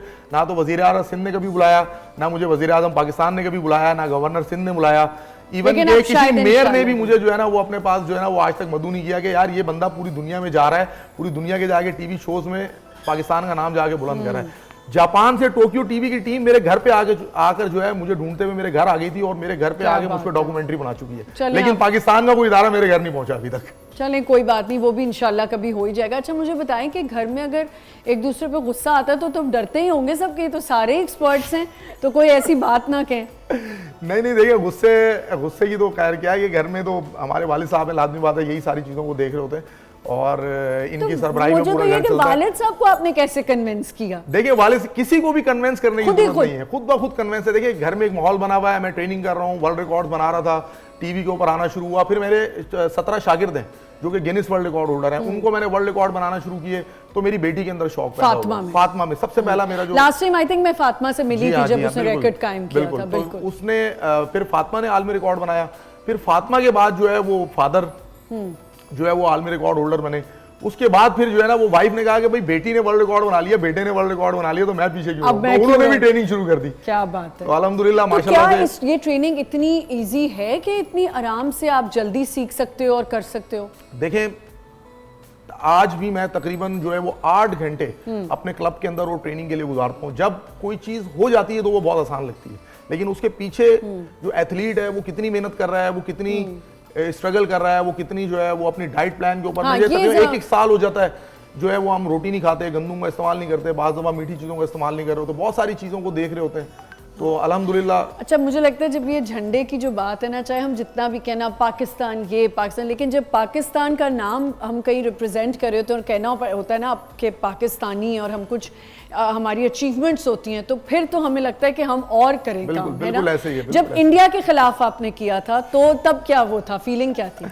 इंडिया के खिलाफ मैंने इतना डर लग रहा था जैसे हमारी क्रिकेट टीम को लग रहा होता है, आपको तो नहीं लग रहा था? अल्हम्दुलिल्लाह इंडिया के साथ मेरा 1-to-1 कंपटीशन हुआ था इटली के अंदर, मैंने उसको बीट किया था। और अभी एक इंडियन एथलीट ने मुझे बाकायदा चैलेंज करके चैलेंज करके मेरे वर्ल्ड रिकॉर्ड को इंडियन गॉट टैलेंट के अंदर शिल्पा शेट्टी के सामने तोड़ने की कोशिश की, लेकिन वो मेरा रिकॉर्ड तोड़ने में जो है वो नाकाम रहा। अच्छा, तो आप यानी कि डिस्ट्रैक्ट नहीं हुए शिल्पा शेट्टी से? शिल्पा शेट्टी अपने मुल्क की स्टार है, हम अपने मुल्क के लिए काम कर रहे हैं, हम अपने मुल्क के लिए। बहुत अच्छी बात की आपने, तो यानी कि उन्होंने पूरी कोशिश की आपको डिस्ट्रैक्ट करने की, लेकिन अल्हम्दुलिल्लाह ना वो बीट कर सके, बल्कि उन्होंने बाकायदा, अगर आप वो वीडियो देखें तो उसके अंदर बड़ा उन्होंने मतलब एक चीप किस्म के वर्ड इस्तेमाल किए कि ये रिकॉर्ड जो है वो पाकिस्तान में किसी एक इंसान का है। अच्छा, इस तरह के लफ्ज इस्तेमाल हमारे यहाँ टूर्नामेंट्स होते हैं ये मार्शल आर्ट्स के, तो यहाँ पे क्या स्पॉन्सर्स होता है, कैसे किया जाता है, या आप लोग अपने ओन पे सब कुछ करते हैं? देखें अभी यहाँ पर पाकिस्तान के अंदर जितने भी टूर्नामेंट्स होते हैं, अगर आप इंटरनेशनल टूर्नामेंट्स में जा रहे हो तो 90% जो लड़के हैं, 90% जो बच्चे हैं वो अपनी स्पॉन्सरशिप पे जा रहे होते हैं, खुद ही जो है वो अपना टिकट बाय करते हैं, खुद ही अपनी सारी चीज़ें करते हैं, होटलिंग खुद करते हैं और उसके बाद वो जाते हैं। मैं आपको इसके अंदर बताता हूँ, मुझे स्पेनिश गॉट टैलेंट के लिए बुलाया जा रहा था पिछले 4 साल से। अच्छा। लेकिन वो मुझे हर मरतबा ये कहते थे कि यार आप अपना टिकट लगा के आए, तो मैं स्पेनिश गॉट टैलेंट जैसे इतने बड़े लेवल के ऊपर मैं नहीं गया और मैं उनको मना कर दिया। इस मरतबा उन्होंने मुझे जो है वो कुछ थोड़ा सा फैसिलिटेट किया, एटलीस्ट के उन्होंने मुझे टिकट दिया, तो मैं वहाँ चला गया। अदरवाइज मेरे पास ना तो कोई स्पॉन्सर ना कोई। चलिए कोई बात नहीं, इंशाल्लाह अल्लाह ताला आपके लिए और बेहतरियां करेगा। मुझे ये बताएं इसकी जो ट्रेनिंग होती है उसके, अगर कोई नए बच्चे हैं जो मार्शल आर्ट्स करना चाहते हैं या रिकॉर्ड्स कायम करना चाहते हैं, उनके लिए आपके क्या एडवाइस करेंगे, क्या ट्रेनिंग होनी चाहिए? देखिए हमारे पास जब हम अपनी एकेडमी चला रहे हैं, माशाल्लाह से मुझे एकेडमी चलाते हुए ऑलमोस्ट 24 ईयर्स हो गए। मैंने 2001 में अपनी एकेडमी स्टार्ट की थी, तो हमारे पास जब बच्चे आते हैं तो हम उनको मार्शल आर्ट की हर चीज़ सिखाते हैं, जैसे कि ननचक्स है, स्टिक है, सेल्फ डिफेंस ट्रेनिंग है। कहाँ? शाह फैसल कॉलोनी के अंदर मेरी एकेडमी है और अल्हम्दुलिल्लाह 24 ईयर्स से जो वो रन कर रहा हूँ मैं, और मेरे एकेडमी से 17 स्टूडेंट है जो कि वर्ल्ड रिकॉर्ड होल्डर। लेकिन हमने किसी को बेसिकली जब बच्चे हमारे पर ट्रेनिंग कर रहे होते हैं तो हम स्पेसिफिक टैलेंट देख लेते हैं। अब कोई बच्चा जैसे पंच मारने में ज्यादा अच्छा है, कोई पुशअप्स निकालने में बहुत अगर अच्छा मैंने सीखना हो मार्शल आर्ट्स तो मैं कितने दिन में सीख लूंगी? देखिए मार्शल आर्ट में जो नॉर्मली ब्लैक बेल्ट लेने में जो टाइम लगता है किसी भी एज के लिए तकरीबन 3 से 5 साल का टाइम चाहिए होता है एटलीस्ट ब्लैक बेल्ट होने के लिए। लेकिन आप अगर मार्शल आर्ट सीखते हुए तकरीबन आपको 1 साल हो जाए तो फिर आप काफी अच्छा अपना सेल्फ डिफेंस सीख सकती हैं, आपके पंचेस में पावर आ जाती है आपकी। अंकल इस एनर्जी से आप कर लेते हैं, प्रॉपर एनर्जी लगा लेते हैं? हैं? आपका जोर सही लगता है? जी लगता है? पक्का? बिल्कुल। देखें हम लोग यहाँ पे जरा सा कुछ हो, कमर में दर्द हो गया, ये हो गया, मेरा ख्याल है हर किसी को इस तरह की जो एक्टिविटी है वो करनी चाहिए, कोई स्पोर्ट्स ज़रूर खेलना चाहिए। और मार्शल आर्ट्स तो हर किसी को आना चाहिए, ख़ास तौर पे लड़कियों को, क्योंकि हमारे यहाँ कभी भी कोई भी चीज़ ऐसी हो सकती है, कोई भी हालात ख़राब हो सकते हैं। आपके पास ये एक हुनर हो तो एटलीस्ट आप अगले को गिरा तो सकते हैं ना। बिल्कुल जी, बिल्कुल तो बिल्कुल। अंकल की ट्रेनिंग भी आप करवाते हैं? अंकल तो खुद ही ट्रेनिंग। अंकल आप ट्रेनिंग खुद करते हैं? हाँ खुद करता हूँ, हैं? खुद करता हूँ। असल में अगला ये रिकॉर्ड कौन सा तैयार कर रहे हैं आप, क्या करेंगे? आइंदा आने वाला कौन सा है? आने वाले में एक ख्वाहिश है नारियल की। नारियल तोड़ेंगे नाक से? आंखें बंद करके हाथ से। अच्छा, मैंने कहा नाक से, मैंने कहा नहीं, नाक से। आंखों पे पट्टी बांध कर ब्लाइंड फोल्ड करके आंखों पर पट्टी बांध के उसका शौक है। उसको तोड़ेंगे जी, नारियल। 1 मिनट में 50 नारियल तो का रिकॉर्ड है। अगर देखिए 50, हाँ वो एक तो टूट जाएगा, वही मैं कह रही हूँ रिकॉर्ड किस। अच्छा, ये जो पत्थर और जो ईंटें होती हैं इनको तोड़ना आसान है या ये नारियल? नारियल नारियल नारियल बहुत ज्यादा हार्ड है। हार्ड नारियल जो है जी, नारियल बहुत सख्त होता है। नहीं, ईंटें बहुत आसान है। ईंटें तो मैं 6-6, 7-7, 10-10 ईंटें तोड़ देता हूँ। अच्छा, और आपने ब्लाइंड फोल्ड किया है कभी? हाँ, मैंने अभी रिसेंटली जो इटली में वर्ल्ड रिकॉर्ड बनाया था वो मैंने वॉलनट ब्रेकिंग का बनाया था। वो भी आप खुद ब्लाइंड गए फोल्डेड थे? बनाया था। उसके अलावा फिर अभी मैंने केन क्रशिंग का एक रिकॉर्ड बनाया है, वो भी मैंने ब्लाइंड फोल्डेड किया है। इन 48 केन क्रश किए मैंने इन 30 सेकेंड्स, और वो भी मेरा ब्लाइंड फोल्डेड था। तो अभी जो है वही वाला रिकॉर्ड को देखकर जो है ना वालिद साहब को शौक चढ़ा है कि मुझे कोकोनट ब्रेकिंग का रिकॉर्ड जो है ना ब्लाइंड फोल्डेड करना है। तो आपकी बेगम ने जो रिकॉर्ड किया वो किस में स्पेशलाइज है ज्यादा, और बेटी? बेटी जो है बेटी ने जो है वो अभी रिसेंटली जो है वो बड़ा ज़बरदस्त रिकॉर्ड बनाया है और बड़ा वायरल भी हुआ है। उसने दोनों हाथों में एग्स को पकड़कर, दोनों हाथों में एग है और उसने पंच जो है वो टारगेट के ऊपर हिट किए हैं विदाउट ब्रेकिंग, मतलब कि अंडा नहीं उसमें टूटना चाहिए। और उसने 1 मिनट में 302 पंचेस जो है वो माशाल्लाह से जो है वो टारगेट पे हिट किए। अच्छा। और अंडा उसमें ब्रेक नहीं हुआ। और जो मेरी वाइफ है उन्होंने 3 मिनट के अंदर जो है 680 एल्बो स्ट्राइक्स जो है ना वो टारगेट पे हिट की थी। क्या मैसेज देना चाहेंगे आज पाकिस्तान डे के हवाले से अपने व्यूअर्स को और मार्शल आर्ट्स के हवाले से? देखिए, पैगाम सबके लिए यही है कि मैं एक वेल्डर का बेटा हूँ, बहुत मुझे प्राउड है अपने वालिद साहब के ऊपर। और इन्होंने सारी ज़िंदगी जो है वो वेल्डिंग का काम किया, मजदूरी की, लेकिन अल्हम्दुलिल्लाह इन्होंने मेरी तालीम मुकम्मल की। और मैं कभी भी किसी चीज़ से आज तक नहीं घबराया। मैंने आपसे जिक्र किया कि ना तो मुझे कभी स्पॉन्सर मिला, ना कभी किसी गवर्नमेंट के इदारे की तरफ से सपोर्ट मिली, लेकिन मैंने पाकिस्तान का नाम बुलंद करना और पाकिस्तान के झंडे को ऊपर लेके जाना नहीं छोड़ा।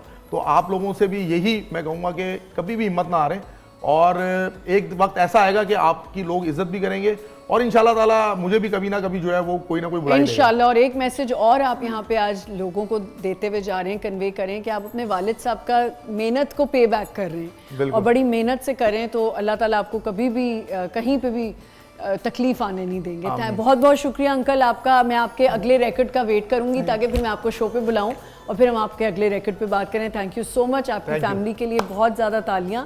और पाकिस्तान डे पे आज इनको इसलिए हमने बुलाया था कि हमारे इंडिपेंडेंस डे पे हमारे मुल्क का नाम जो रोशन कर रहे होते हैं उनको हम ज़रूर हाईलाइट करें। एक छोटा सा ब्रेक लेते हैं, will be right back.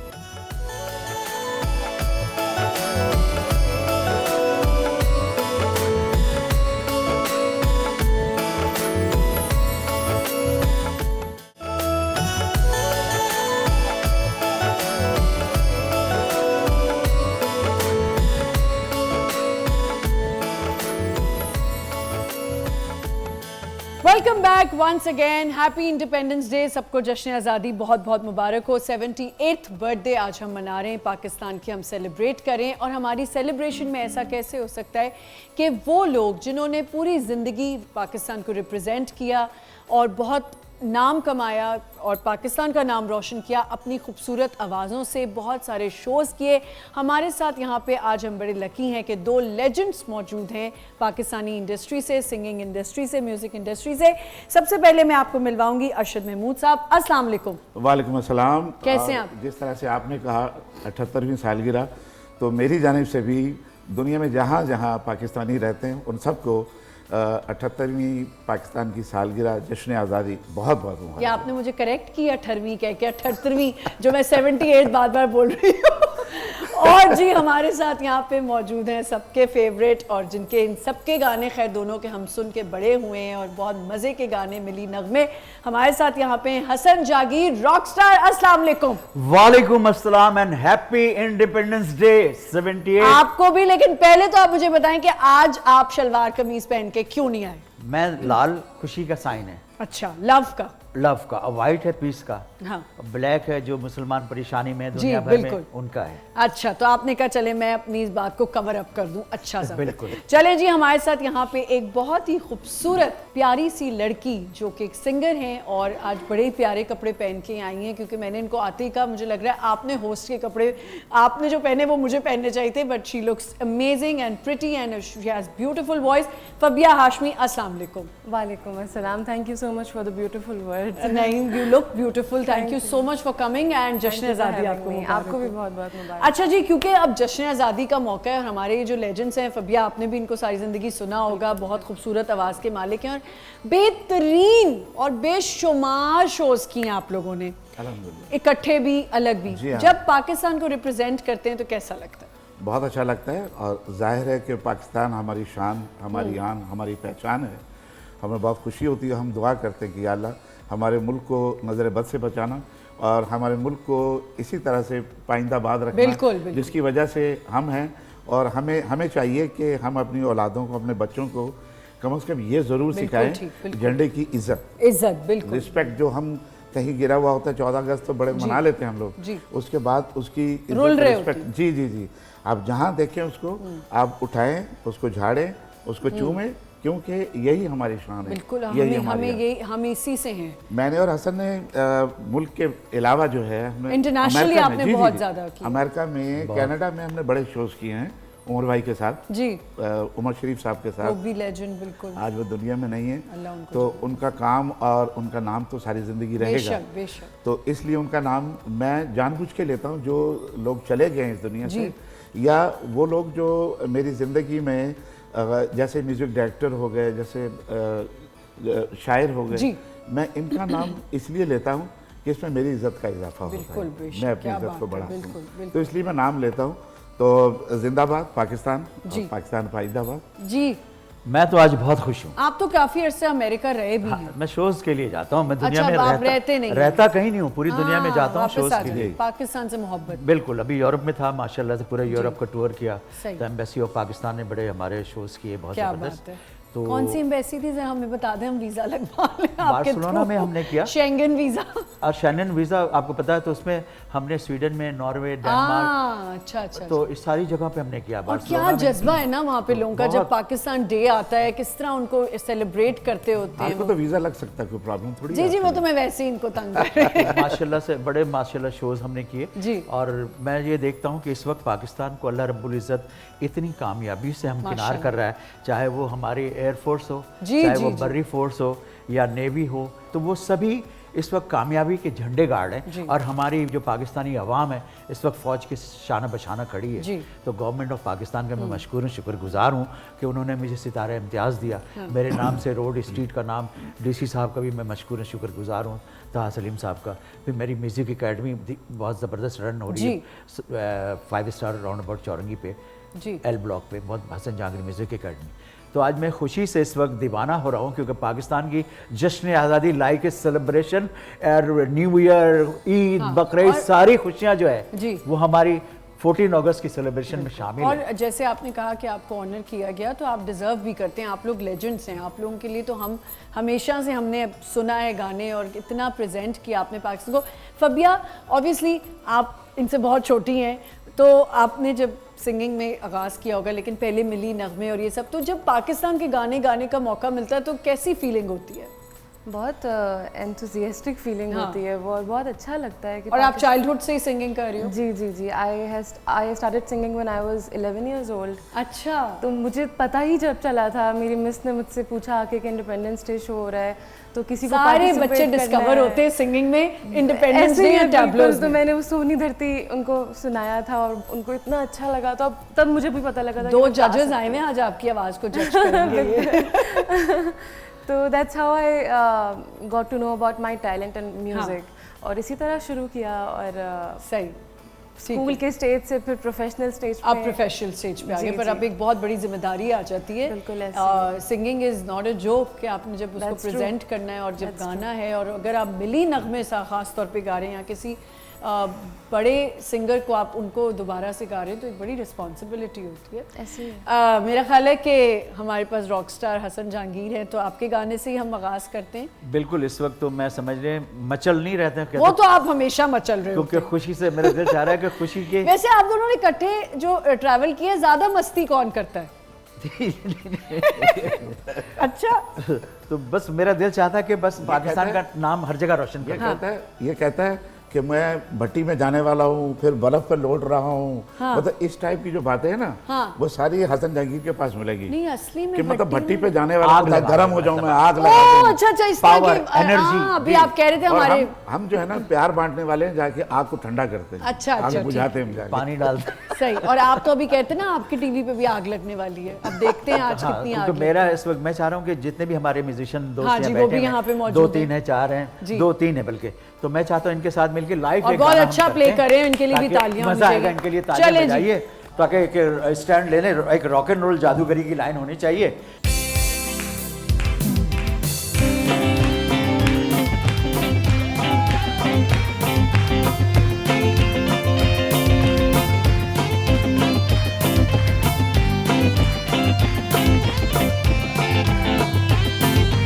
Pakistan जिंदाबाद, पाकिस्तान जिंदाबाद, पाकिस्तान जिंदाबाद, पाकिस्तान जिंदाबाद। प्यारी ज़मीं ये प्यारा वतन, इस पे लुटाए तन मन धन। प्यारी ज़मीं ये प्यारा वतन, इस पे लुटाए तन मन धन। ये पाकिस्तान जिंदाबाद, पाकिस्तान जिंदाबाद, पाकिस्तान जिंदाबाद, पाकिस्तान जिंदाबाद। Everybody! Woo!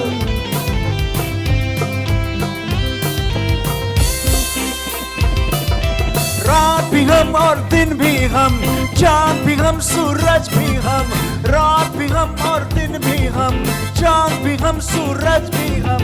ना कोई गोरा ना कोई काला, हर चेहरा है पाकिस्तान। ना कोई गोरा ना कोई काला, हर चेहरा है पाकिस्तान। पाकिस्तान जिंदाबाद, पाकिस्तान जिंदाबाद, पाकिस्तान जिंदाबाद, पाकिस्तान जिंदाबाद।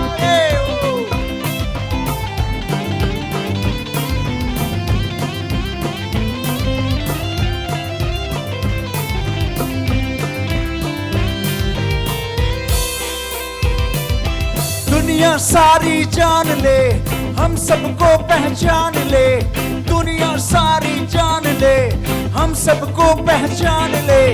मर जाएंगे मिट जाएंगे, ऊंचा रहेगा इसका नाम। मर जाएंगे मिट जाएंगे, ऊंचा रहेगा इसका नाम। पाकिस्तान जिंदाबाद, पाकिस्तान जिंदाबाद, पाकिस्तान जिंदाबाद, पाकिस्तान जिंदाबाद। पाकिस्तान जिंदाबाद। सच में जगह बदलने अब आप। वैसे वाकई जो पाकिस्तान से हमारी मोहब्बत है वो वाकई कम नहीं हो सकती, चाहे हम दुनिया में कहीं भी चले जाएं, चाहे वो गोरा है, काला है, पतला है, मोटा है, लेकिन वो पाकिस्तानी है। पाकिस्तान बिल्कुल ऐसा है कि नहीं? तो मुझे अब बताएं कि क्या आजकल भी उसी तरह जैसे पहले शोज होते थे दूसरे ममालिक में इंटरनेशनली, ऐसे ही किए जाते हैं पाकिस्तान डे पे? आप लोगों को बताते हैं। बिल्कुल ऐसे ही हो रहे हैं। ऐसे ही होते हैं, लेकिन थोड़ा सा चेंज हुआ है। जिस तरह से पाकिस्तान में चेंज हुआ है ना, इस तरह दुनिया में भी थोड़ा सा चेंज हो गया। अब कवाली नाइट ज़्यादा हो रही है। हाँ। अब जहाँ भी पहले जैसे पाकिस्तान में होते थे कि दो मेल आर्टिस्ट रख लिए, 2 फीमेल आर्टिस्ट, 2 कॉमेडियन रख लिए, एक होस्ट रख लिया, एक अच्छा शो बना के, अब वो सारे ख़त्म हो गए हैं। अब वो मेहंदी हो या जो भी प्रोग्राम होते हैं ना, उसमें कवाली नाइट। अब आजकल के जो बच्चे जो कवाली नाइट कर रहे हैं, मुझे बड़ी हैरत होती है। देखिए कवाली नाइट तो शादियों में ना, मैं तो पाकिस्तान डे जो पाकिस्तान 14 डे अगस्त जी उसमें भी जी हाँ, उसमें भी अभी अमेरिका में, कनाडा में अभी जी मैं कहूँगा कि शोज़ हो रहे हैं, बहुत अच्छे शोज़ हैं। और सबसे अच्छी बात यह है कि बड़े अच्छे ये इवेंट हो रहे हैं। गवर्नमेंट ऑफ पाकिस्तान भी बहुत इवेंट कर रही है, और जो सिटी के तौर पे या डीसी साहब हैं, ये जितने लोग हैं, ये लोग भी अपना इवेंट कर रहे हैं और सेलिब्रेशन ऑफ पाकिस्तान को हाईलाइट कर रहे हैं, आतिशबाजी भी कर रहे हैं, सब कुछ कर रहे हैं। शोज़ माशाल्लाह से वैसे बहुत हो रहे हैं। हाँ। अच्छा, क्या अभी भी आप लोग जब जैसे ये नए लड़के लड़कियां हैं, जब मिली नगमे गा रहे होते हैं, जैसे एक टाइम था जब जंगें होती थी तो मैडम नूर जहाँ के गाने कहते हैं 65 की वॉर तो उन्होंने ही जितवाई थी, उनके गानों की वजह से वो जो है वो क्या गाने थे और नहीं, मैं छोटा सा था, मैंने भी बड़े नारे लगाए थे। आपने भी लगाए थे? जी हाँ, मेरी पैदाइश रोड़ी की है। अच्छा। तो रोड़ी के जहाँ हम रहते थे लोकल शेड में, तो पीछे पहाड़ से ना बॉर्डर लगता है इंडिया में, तो वहाँ से खामोशी से 4 सवा 4 बजे बम्बार्ड आ जाते थे जहाज, और वो आके शेल भी फेंकते थे। तो उसमें क्या होता था कि नजर कुछ नहीं आता था, तो उसमें गीला कपड़ा करके आप आंखों में रखें तो फिर आपको नजर आता था। मैं गीला कपड़ा कर करके देता था, छोटा सा था मैं, 65 तो आपने इसका मतलब पाकिस्तान के बनने में बहुत काम किया, जंग लड़ाए, जंग में, पाकिस्तान बनने नहीं, जंग में आपने पाकिस्तान बनने के 9 साल बाद में पैदा हो गया जी। तो फिर आपने जंग में काम किया। अगर मैं उस वक्त पैदा हुआ था तो मैं इंशाल्लाह पाकिस्तान बनने में भी मदद देता है। क्या बात है, जबरदस्त। आपने क्या किया था जब पाकिस्तान बन गया और जंगों के दौरान? मैं पाकिस्तान का नारा लगाता हूँ सारी दुनिया में। अच्छा। पाकिस्तान के लिए मैं गाने गाता हूँ, पाकिस्तान के लिए जो मेरे फील्ड है आर्ट एंड कल्चर से सारी दुनिया में पाकिस्तान की नुमाइंदगी करता हूँ, और जहाँ लोग पाकिस्तान को नहीं जानते वहाँ भी जाकर मैं बताता हूँ कि आई एम द पाकिस्तानी। हवा हवा गाना पाकिस्तान का है और पाकिस्तान की पहचान है, तो पाकिस्तान जिंदाबाद। कभी हमारी म्यूज़िक इंडस्ट्री में अब जो है ज़रा चेंज ये आ गया कि पीपल, नए जो सिंगर्स हैं उनको सबसे पहले होता है कि हम कोई ऐसा किसी का कवर गा लें कि हम मशहूर हो जाएं, हम पड़ोसी मुल्क का गा लें। तो ऐसा आपको लगता है कि ये ज़रूरी है? तो ज़रूरी इसलिए क्योंकि हमारे पास म्यूज़िक के प्लेटफॉर्म्स इतने हैं नहीं पाकिस्तान में, तो हमें पहले अपनी ऑडियंस बनाने के लिए और लोगों की नज़रों में आने के लिए, लाइमलाइट में आने के लिए ना कवर्स करने पड़ते हैं, क्योंकि लोगों ने वो गाने सुने हुए होते हैं, तो फिर वो आपको सुनना चाहते हैं। आप बिल्कुल नए आएंगे और एकदम से कोई ऐसा गाना ओरिजिनल निकाल देंगे जो लोगों को इतना खास पसंद नहीं आ रहा है, तो वो आपको सुनना है। लेकिन आप अपने सिंगर्स का भी कवर ज़रूर गा सकते हैं, ऐसा भी होता है। और अभी हम फव्या से भी कुछ सुनेंगे, लेकिन यहाँ पे हम छोटा सा ब्रेक लेते हैं। बाद में जब आएंगे तो अब अरशद महमूद साहब की भी टर्न आने वाली है। एक छोटा सा break. Happy independence day to everyone. Will be right back.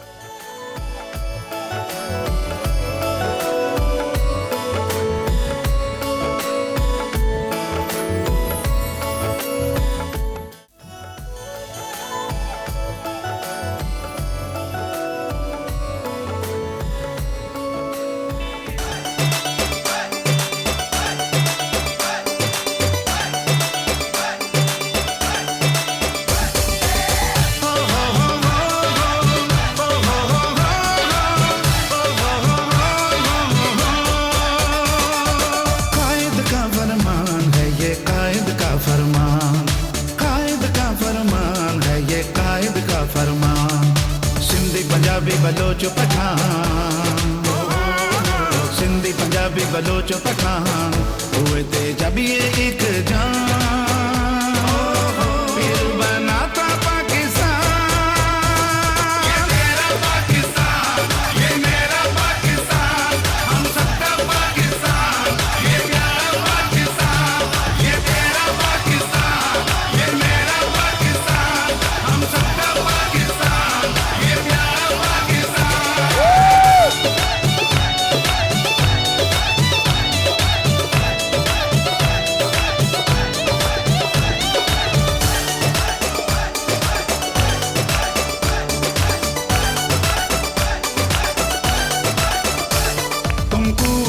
इस्लाम की ताकत को बढ़ाओ, मुस्लिम जहाँ जहाँ है सब एक हो जाओ।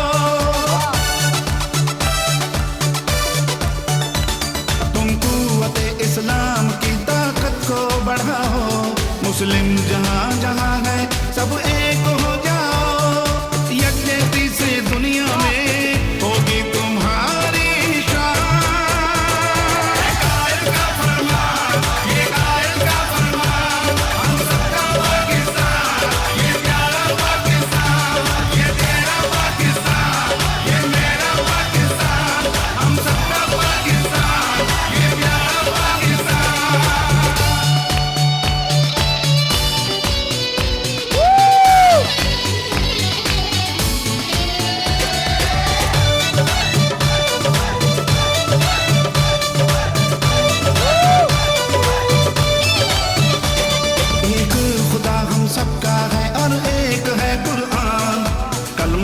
इस दुनिया में मुस्लिम की पहचान।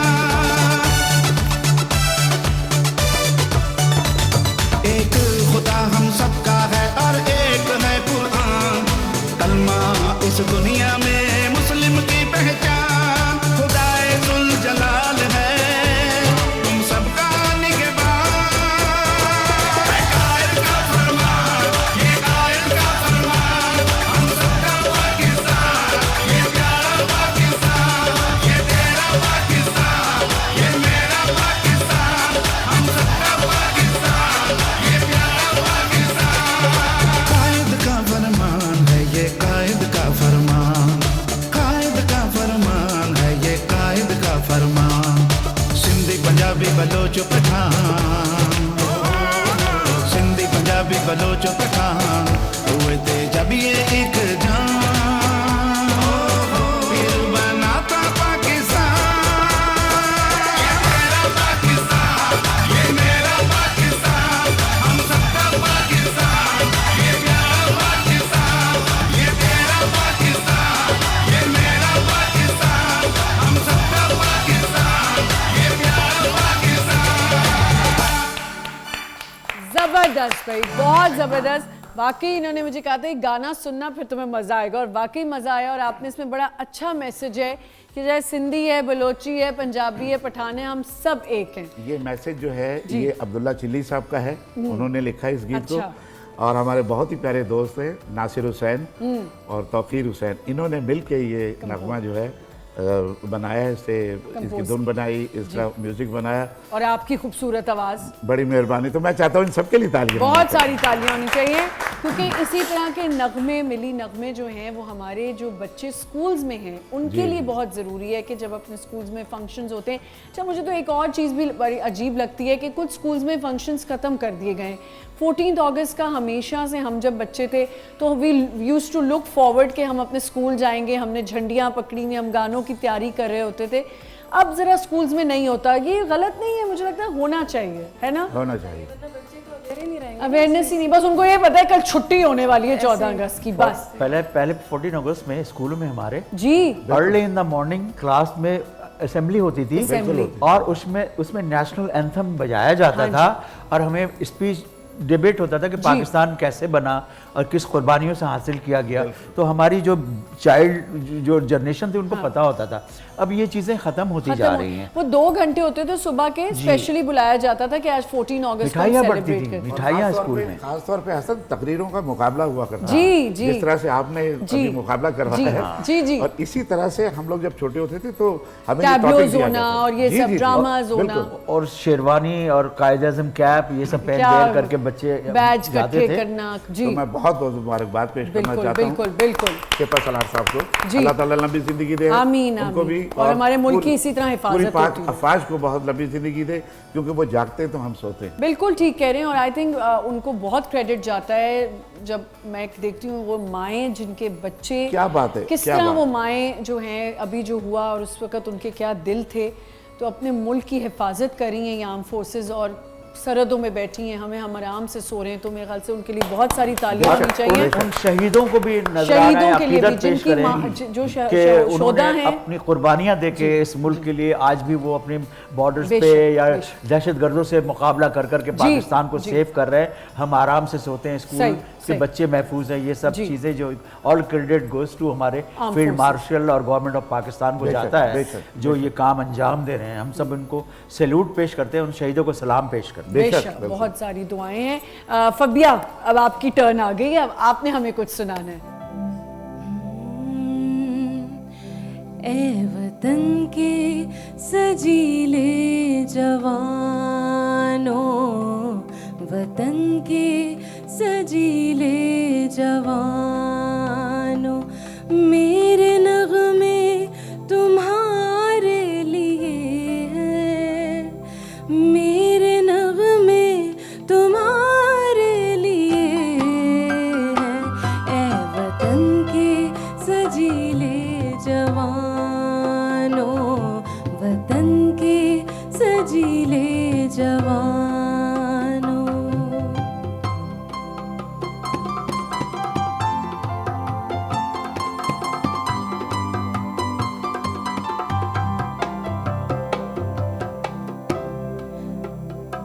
सरफरोशी है ईमान तुम्हारा, जुर्रतों के राज़दार हो तुम, जो हिफाजत करे सरहदों की, वो फलक बोस दीवार हो तुम।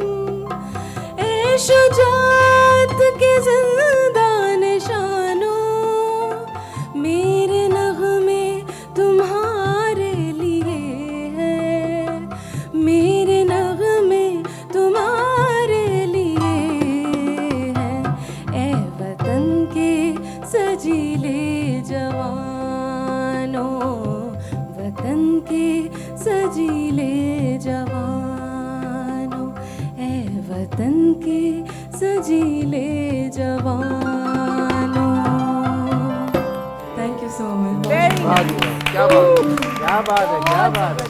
बहुत अच्छा। ऑनेस्टली मुझे गूज़बम्स हो रहे थे, इतना अच्छा आपने गाया, वेरी नाइस। पैगाम क्या देना चाहेंगे पाकिस्तान के हवाले से? मैं ये कहूँगा कि पाकिस्तान की जितने भी अवाम है वो पाकिस्तान से मोहब्बत करें और 14 अगस्त को अपने अपने घरों में पाकिस्तान का फ्लैग लहराएं और पाक फ़ौज से, पाकिस्तानी गवर्नमेंट से, ऑफिशियली जितने भी लोग हैं, सिक्योरिटी के और हॉस्पिटल डॉक्टर्स, इन सब से मोहब्बत कीजिए, क्योंकि पाकिस्तान है तो हमारी पहचान है, पाकिस्तान है तो हमारी शान है, पाकिस्तान है तो हमारी जान है, और पाकिस्तान है तो हम सबकी पहचान। बिल्कुल बिल्कुल, बहुत खूबसूरती से इन्होंने जो मैसेज दिया है वही मेरा मैसेज है कि प्लीज़ प्यार बांटें, एक दूसरे के साथ लॉयल्टी से काम करें। हम पाकिस्तानीज़ दूसरे ममालिक में जाके आजकल थोड़ा सा हमारे लिए बड़ी प्रॉब्लम्स भी हो रही हैं, तो अपने आप को बनाएं, अपनी पर्सनालिटीज़ को ऐसे प्रेजेंट करें ताकि पाकिस्तान का नाम रोशन हो। तो अब हम जरा केक काट लेते हैं पाकिस्तान की सेलिब्रेशन पे। आइए जी, आइए।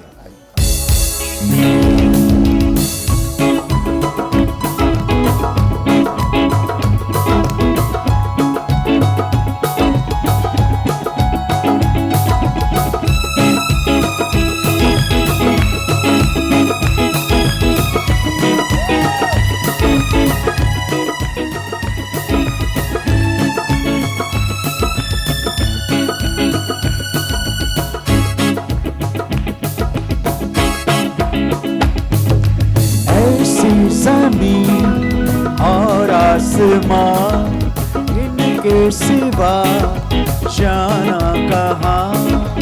ऐसी ज़मीन और आसमां, इनके सिवा जाना कहाँ। बढ़ती रहे ये रोशनी, चलता रहे ये पाकिस्तान, जा जा पाकिस्तान, दिल दिल पाकिस्तान, जा जा पाकिस्तान, दिल दिल पाकिस्तान, जा जा पाकिस्तान, दिल दिल पाकिस्तान, जा जा पाकिस्तान।